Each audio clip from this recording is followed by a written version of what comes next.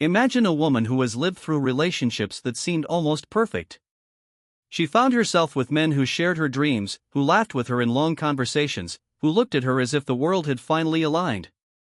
In those moments, she felt a rare harmony, as though the universe had conspired to bring them together. Yet just as she began to trust this closeness, something shifted. He pulled away, sometimes physically, sometimes only emotionally, leaving her with the haunting emptiness of a presence that no longer felt alive. He was there, but not really. And she was left asking the question that lingers in the hearts of many women: what truly makes a man fall in love in a way that lasts? Many believe that love grows out of effort, out of showing devotion, giving constant care, making sure he feels chosen. And while these gestures nurture the bond, they don't explain the spark that awakens something deeper inside him. Carl Jung offered a striking insight: love begins not on the surface but in the depths of the unconscious. A man doesn't fall in love only because of what you say or do, he falls in love because of what you become in his inner world. It's often not about the woman trying to please him or reshape herself to fit what she thinks he needs. In fact, it's the opposite. The shift happens when she releases the fear of not being enough, when she stops chasing and simply is. Her presence carries a kind of silent power then, an energy that cannot be explained yet cannot be ignored. This is where she becomes unforgettable, not because she is doing more, but because she is embodying something he cannot grasp or control. Jung described this as archetypal projection. It's the moment when a man looks at a woman and sees more than her individual self. He sees an image, a symbol, a living mirror of something buried in his own psyche. She awakens a part of him he hasn't yet faced, a force that both unsettles and attracts him. This is why sometimes a man can't forget a woman who, on the surface, did nothing extraordinary. Why he might drift back into her life years later, unable to explain why she still lingers in his thoughts. Often, it isn't the woman herself that his heart clings to, but the experience of touching something hidden within his own soul through her presence. The paradox is striking: men do not fall in love with what they completely understand. They fall for what escapes definition. They fall for mystery, for what challenges their sense of control, for what awakens a depth they didn't know existed. A woman who remains true to herself, who refuses to betray her essence out of fear of losing him, carries a magnetic quality that is timeless. She doesn't need to demand his attention, her authenticity itself becomes an anchor in his unconscious. Yet so many women, driven by the desire to be loved, betray themselves in subtle ways. They suppress their truth, soften their light, and reshape their identity to become what they imagine he desires. And while he may stay, the spark that first drew him in begins to fade. Not because the love was false, but because the mystery, the very soul of the attraction, was lost. Jung once said, "What we repress becomes our destiny." When a woman represses her own essence, when she hides her authentic energy, her connection to him loses its resonance. The tragedy is that the man may not even understand why he grows restless, why he feels a distance, why the bond that once captivated him no longer stirs his heart. Conversely, when a woman embodies herself fully, even unknowingly, she often awakens something he cannot silence. She becomes a presence he dreams of, a memory he cannot shake, a whisper in his unconscious that follows him long after she is gone. What truly makes her unforgettable is not her effort but her essence. She becomes a mirror of the archetype he has not yet reconciled within himself. She awakens his depths, unsettles his order, stirs his imagination. And in that reflection, he finds both longing and recognition. This is the mystery of love. Jung pointed to the truth that men do not fall in love with what they can measure or control, but with what shakes their soul and invites them into something greater than themselves. A woman can spend years believing that love comes from effort, from giving more, from proving herself worthy in subtle ways. She learns to care, to please, to bend, because so much of the world has told her that if she does everything right, she will be chosen. And yet, in the moments when she has felt most connected to a man, when conversation flowed easily, when attraction felt electric, when dreams seemed to align, something strange often happened. Just when the connection felt secure, he pulled away. Sometimes he left completely, sometimes he stayed in body but not in spirit, leaving her to carry the weight of questions without answers. Why did he lose interest? What did she do wrong? What is it that truly makes a man fall in love, not just for a moment, but in a way that lasts? Carl Jung offered a truth that strikes deeper than the surface. He explained that we don't fall in love with people only for who they are, but for what they represent to us. Love doesn't begin in the conscious mind, it begins in the unconscious. A man doesn't fall only for the woman herself but for the image, the symbol, the archetype she awakens within him. Without realizing it, she becomes a mirror for his soul. This is why the pull he feels isn't just physical attraction or emotional closeness, it's something far older, something that shakes him in ways he cannot explain. Imagine this man who has moved through life meeting many women. Some brought him laughter, some stood by him in difficulty, some even shared years of his life. Yet only one will remain unforgettable, quietly echoing in his memory long after she is gone. And strangely, she is rarely the most beautiful, rarely the most flawless. She is often the one who never tried to be. She is the one who carried herself with calm certainty, who didn't seek to prove her worth through his eyes, who chose herself without guilt. In doing so, she embodied a part of him, his anima, the feminine side of his unconscious, that he had not yet faced. Her authenticity stirred what he had buried, and that is why her presence marked him so deeply. The fascinating part is that she may not even know the role she plays. She doesn't realize the weight of her impact, because she isn't trying to impress him or pull him closer. She is simply living in alignment with herself. And that kind of authenticity can be profoundly disruptive for a man whose past relationships were built on expectation or performance. In her presence, he does not simply see her, he sees a reflection of himself he has never encountered before. He falls not just for her body or her words, but for what she awakens in him, for the possibility of becoming something more than he has been. And yet, this is where the paradox lives. Deep love is not comfortable. It doesn't let a man stay unchanged. It forces him to face himself. And for many men, this is terrifying. When he begins to feel something real, he may pull away, not because he doesn't care, but because staying means surrendering to transformation. It means letting go of the illusion of control and allowing parts of his soul that have long been asleep to awaken. And often he isn't ready. The intensity she awakens is too alive, too uncontainable, so he runs. But he isn't really running from her, he is running from himself. For the woman, this often feels like rejection. She wonders if she wasn't enough, if she made a mistake, if she somehow failed.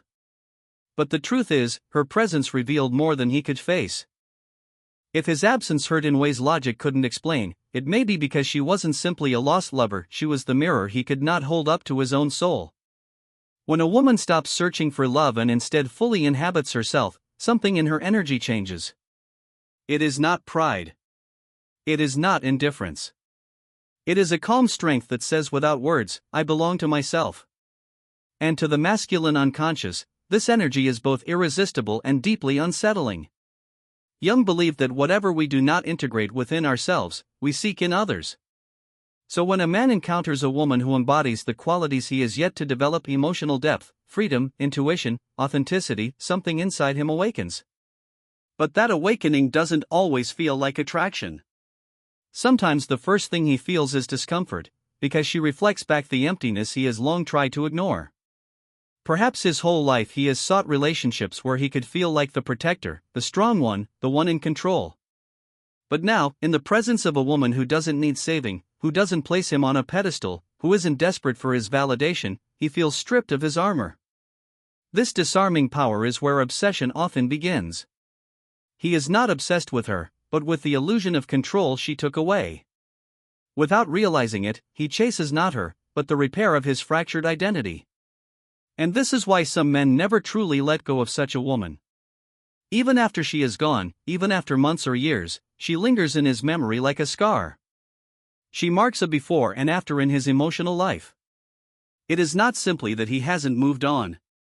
It is that she represented transformation. She represented the possibility of change.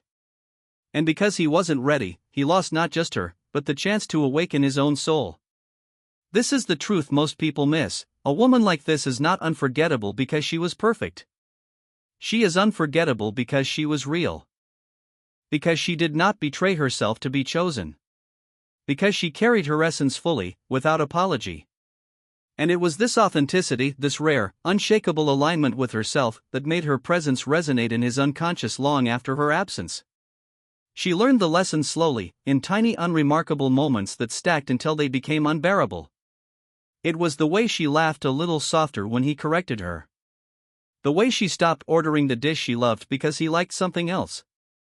The small edits she made to herself, a quiet trimming of edges until she hardly recognized the woman in the mirror. For years she believed love meant bending, proving, smoothing the rough parts until someone would finally stay. Then one ordinary evening something inside her tightened and she felt the truth with a clarity that could not be ignored: staying would be a betrayal of herself. She didn't make a scene. There was no dramatic speech, no pleading. She packed a single bag, put on her coat, and left the apartment the way she had learned to leave other small things, gently, almost without announcing it. Before she closed the door she paused and let the silence land. She did not slam. She did not cry out. She walked away with a quietness that felt like armor and like mercy at once. To him, at first, it looked like indifference. Friends told him she must have been cold, that her calm meant she didn't care. He couldn't understand why a woman who seemed so close could simply vanish. He went through the practical motions: he called, he texted, he tried to explain. When none of that worked, he retreated into the habits he knew best: work, noise, anything to keep the hollow from widening, but the hollow didn't fill. Instead, something strange began. He replayed a dozen tiny things: the way she tucked hair behind her ear, the way she hummed while she made coffee, the way she refused to apologize for wanting a night to herself. He repeated their last conversation in his head, searching for a trigger he could fix. Memory turned into a loop, and memory was not the thing he needed.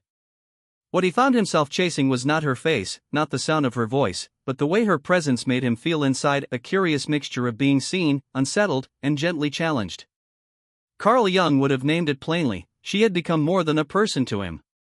She had become an image in his unconscious, a mirror of a feminine part of himself that he had never learned to meet. He had met women before who fit into his tidy roles: the steady one, the funny one, the comfortable one. He had not met someone who simply owned herself without pleading for his approval. She reflected back a freedom he didn't know how to hold. That reflection was both beautiful and terrifying. At night he dreamed of windows and doors shutting without anger. He woke with a feeling like vertigo. During the day he tried substitutes: new faces, louder music, longer hours at the office. Nothing reached the place she had touched. When he tried to describe the loss, words failed, logic failed. He told himself he missed her, but what gnawed at him was the loss of access to something inside himself she had opened. He was not missing a person so much as the possibility of a different kind of life. The more he tried to force the old safety nets back into place, the more he felt unmoored. He was used to being the protector, the fixer, the person in control. In her presence those roles evaporated. He felt exposed, seen without his usual props. That exposure was not flattering, it demanded he examine the parts of himself he had kept tidy and out of sight. So he turned away. He ran from the work of looking inward by drowning himself in distraction. Yet avoidance only delayed the questions: why did I need her? What did she show me that I couldn't face? What emptiness did her leaving reveal? Meanwhile she walked a different path. At first there was the rawness of loss, the ache of separation, the small recurring doubts: did I make a mistake? But the pain also had direction. Without him there to measure her, she tried things she had shelved: late-night painting, a weekend trip alone, a phone call to her sister she'd been meaning to make. She learned how to inhabit the space she had left behind inside herself. She practiced saying no to things that didn't nourish her. Over time, silence became not an absence but a ground to grow from. Her departure didn't strike like punishment. It landed like a lesson. She had not left to wound him, she had left because she had to keep the agreement she had made with herself. She had chosen authenticity over comfort, self-respect over being liked. That choice, for many men, looks like coldness. For her, it was courage. What many miss in stories like this is that the woman's leaving becomes a turning point for both lives. For some men, the loss becomes a wound they try to cover with newer things, and nothing heals because the wound points inward. For others, the emptiness is finally recognized as an invitation to take the inner work seriously, to look at the parts of themselves they've been avoiding, to learn how to be emotionally whole without leaning on another person to fill them. Jung called that the path of individuation, the slow, often painful work of becoming a person who carries their own inner life.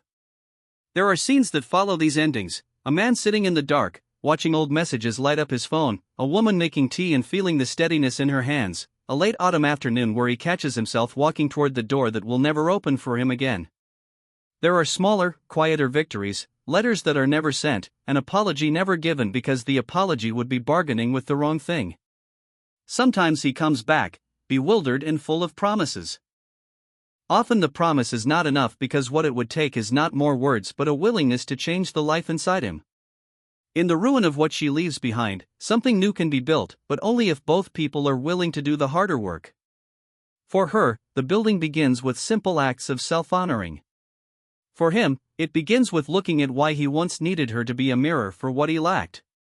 The truth is quiet: love that must be begged for is not the deepest kind of love. The deepest love arrives when two people meet themselves first and then meet each other as whole beings. Long after the door is closed, the thing that lingers in his mind is rarely a list of her qualities. It is the memory of a woman who refused to shrink.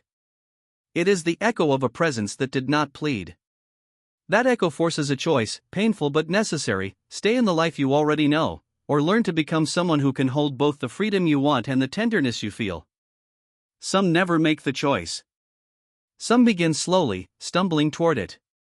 Either way, the leaving itself has already done its work. It has shown both of them what matters most, and it has made clear that the deepest transformations often begin with a goodbye. He didn't notice the moment love began to shift. It wasn't loud or dramatic. It wasn't marked by a fight or a storm of words. It was quiet, almost imperceptible. She started to withdraw in subtle ways, not because she loved him less, but because she was listening to herself more. Her silence wasn't a punishment, it was protection. And when she finally left, she carried no anger, no accusations, no chaos. Just calm. Just dignity. To him, it looked like coldness. But in truth, it was the warmest act of loyalty she could offer, loyalty to her own soul. At first, he didn't understand. How could someone disappear so softly yet leave behind so much weight? He tried to fill the void with noise, distractions, and fleeting connections. But the silence she left behind followed him everywhere. At night, when the world was quiet, he found himself replaying their moments, her laughter, her stillness, her way of holding space without clinging. What haunted him most wasn't her absence. It was the presence she had carried, a presence he could not replicate no matter where he looked. Carl Jung once said that the masks we wear protect us, but they also keep us from our truth. Without realizing it, she had stripped him of his mask. She had become a mirror, not just a woman, not just a memory, but a reflection of everything he had avoided in himself. Through her calm, he saw his chaos. Through her freedom, he saw his dependency. Through her quiet departure, he saw his fear of abandonment. And though he wanted to blame her, deep down he knew the truth: she hadn't failed him. He had failed to face himself. For a long time, he resisted that truth. He chased her shadow in other women, hoping to find her reflection in someone else's eyes. He tried to resurrect her in memories, in fantasies, in longing. But the harder he chased, the further she slipped away. Because what he wanted wasn't her. What he wanted was the wholeness she had stirred within him, a wholeness he thought she carried but was really buried inside himself. Then, almost imperceptibly, something began to shift. He grew tired of the chase. He paused. He sat with the emptiness instead of running from it. He breathed. And in that stillness, questions began to rise. Why do I crave so much validation? Why do I fear being left behind? Why do I mistake control for love? The answers didn't come quickly, but with each question, the fog lifted a little more. He saw that the wound wasn't about her. It was older, rooted in childhood, in past patterns, in unhealed places. She had only awakened it by refusing to carry it for him. This realization became the seed of healing. For the first time, he understood that love isn't meant to be possession, nor a cure for emptiness. Love is freedom, a choice renewed each day without chains or fear. And strangely, instead of breaking him, this truth began to rebuild him. He started to see his cracks not as weaknesses to be hidden but as the most human parts of himself. In his memory, she softened. She was no longer the unattainable figure, the one who slipped through his fingers. She became something else entirely, the woman who, without trying, guided him back to himself. What he admired in her wasn't her silence, but what that silence revealed, a woman who needed no external approval to feel whole, who valued her peace above the comfort of staying. In a culture that teaches men that love means control, her presence had been revolutionary. She could not be manipulated. She could not be possessed. She could only be honored. And though he lost her, the lesson she left behind became his greatest treasure. Slowly, he began to live differently. He stopped searching for love as salvation. He stopped hoping someone would stay despite his emptiness. Instead, he began to choose himself with honesty. He learned to sit with his own company, to listen to his own soul, to create connection not out of fear but out of truth. Her image, once sharp with longing, grew tender, almost sacred. Not because she was his to keep, but because she had been the spark that awakened him. She had shown him that real love begins within. And for her, though she may never have known, her choice to leave was unforgettable. Maybe she feared it would be misunderstood, that her silence would be mistaken for indifference. But her departure carried more weight than staying ever could. She planted a seed in him. And even if it grew in silence, it grew strong. Perhaps you know this story too. She didn't change his life by trying to. She didn't sit him down and explain things, she didn't force her presence into his world. She simply lived in her truth, and when the time came, she left in that same truth. That was enough. Jung once said that what truly moves us becomes a symbol inside us, and symbols never fade. They don't need to stay in front of us to keep working. And that is what she became for him. Even after she walked away, her energy lingered, like a melody that refuses to stop playing in the background of the mind. At first, he didn't understand why she unsettled him so deeply. All his life he had moved through relationships that gave him the same roles to play. He was the strong one, the one who was needed, the one who provided validation. That position made him feel important, indispensable, safe. But with her, it was different. She didn't need saving. She didn't cling. She didn't lose herself in him. She chose him freely, without making it about survival or validation. And that choice shook him, because it revealed a new kind of love, one born not out of dependency but out of freedom. Her calmness, her quiet certainty, her refusal to beg for affection, all of it disarmed him. No one had ever shown him that it was possible to be loved without conditions, without power games, without control. She taught him that he could be vulnerable and still dignified, that he didn't need to be needed in order to be truly seen. And she never taught this with words. She showed it through the way she lived. Then came the moment she left. Not in anger, not in drama, not in noise. She closed the door with silence and dignity. And that moment marked him more than any declaration of love ever could. Because in that quiet departure, she showed him what self-respect looked like. She showed him that love is not about holding on at any cost. It's about honoring yourself even if it means letting go. At first, her absence felt unbearable. He told himself he missed her smile, her presence, the small rituals they shared. But as time passed, he began to see it wasn't her body or her words he missed most, it was the feeling she awakened in him. That rare mix of admiration, confusion, and longing that made him feel alive in a way he hadn't before. What hurt was not losing her, but losing access to the mirror she had been. Because in her presence, he had glimpsed a part of himself that had been asleep. Her absence became the turning point. He tried at first to fill the gap like he always had, with distractions, with other people, with noise. But none of it worked. Nothing replaced the quiet depth she had left behind. And slowly, instead of running from the pain, he began to turn toward it. He started reading, reflecting, asking questions he had avoided for years. Why did he always need validation? Why did he fear abandonment so much? Why was it so hard to love without control? And little by little, the truth came. It wasn't her who had been the problem. It was the distorted image he had projected onto her, the fantasy of completion he expected her to provide. That realization hurt, but it was the beginning of something new. Because now he could see that the love he longed for wasn't out there in another person. It was something he needed to build within. This was the moment Jung described as individuation, the slow process of peeling away masks, of no longer seeking outside what must be discovered inside. Her leaving forced him onto that path. And though the journey was painful, it also began to heal him. Not through denial, not by pretending he was fine, but by accepting the cracks, by embracing the humility of being human. Time moved on, and something in him shifted. He no longer searched for her in others. He no longer replayed memories as if they held the answer. Instead, he began to carry her differently, not as a wound, but as a teacher. She was no longer the unreachable woman he couldn't forget. She became the woman who had revealed to him the possibility of a different way of living. Her presence had given him love. Her absence had given him awakening. And slowly, he began to love differently. Not from desperation, not from emptiness, but from wholeness. He stopped needing to be chosen to feel worthy. He stopped chasing women to repair his self-image. Instead, he began to choose himself with honesty, to create connection from a place of peace. When he thought of her now, it was no longer with pain but with gratitude.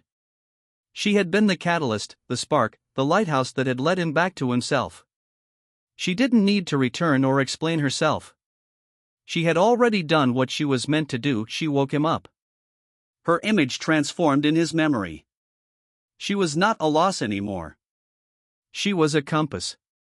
Not a wound, but a message. A lesson delivered first through her presence and then through her absence.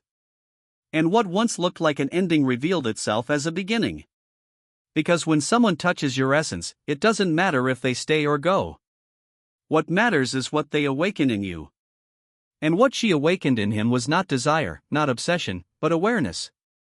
A new way of seeing, a new way of loving, a new way of being. And perhaps she never even knew. Perhaps she thought she walked away unnoticed, that her quiet exit meant nothing. But the truth is, when you love with dignity, with freedom, with self-respect, you always leave a mark. Not on someone's ego, but on their soul. And now he understands. He didn't really lose her. What he lost was a part of himself he hadn't yet embraced. And her leaving wasn't the end, it was the doorway that finally brought him back home to himself.